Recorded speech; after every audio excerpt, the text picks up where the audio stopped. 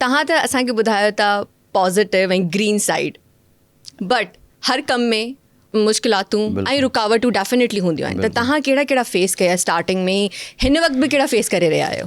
Face अगरि आउं तव्हांखे ॿुधायां बिल्कुलु सच त 2024 अगस्त में मुंहिंजे बिज़नेस में लॉस थियो ऐं नंढो लॉस कोन थियो। आई वॉज़ -16 करोड़ ऐं 16 करोड़ माइनस नंढो झटको कोन्हे, तमामु वॾो झटको आहे, स्पेशली जॾहिं तव्हां वटि 50 सालनि जी एम्पायर कोन्हे का, 5 सालनि जो एम्पायर आहे। ऐं मुंहिंजी सपोर्ट में मुंहिंजे पुठियां मुंहिंजो वालिद साहब कोन्हे, को भाउ कोन्हे, छो त मुंहिंजा सभु ॿाहिरि वग़ैरह सभु अॼु गवर्नमेंट जॉब कनि था।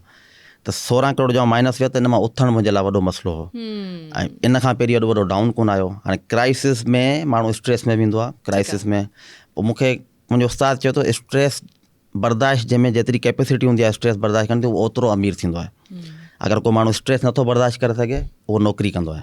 सही, ठीकु आहे न, छो त बिज़नेस जे अंदरि स्ट्रेस आहे, बिल्कुलु आहे। सो स्ट्रेस उहो बर्दाश्त कयो, पोइ प्रॉपर हिकिड़ी प्लानिंग सां 6 महीननि जे अंदरि ऐं -16 करोड़ खां वापसि निकितसि।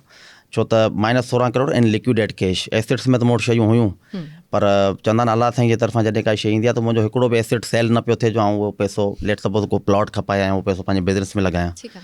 सो डार्क साइड इहा हिकिड़ो त इहो डाउन, छो त रिस्क जेतिरो वॾो आहे रिवार्ड ओतिरो वॾो आहे।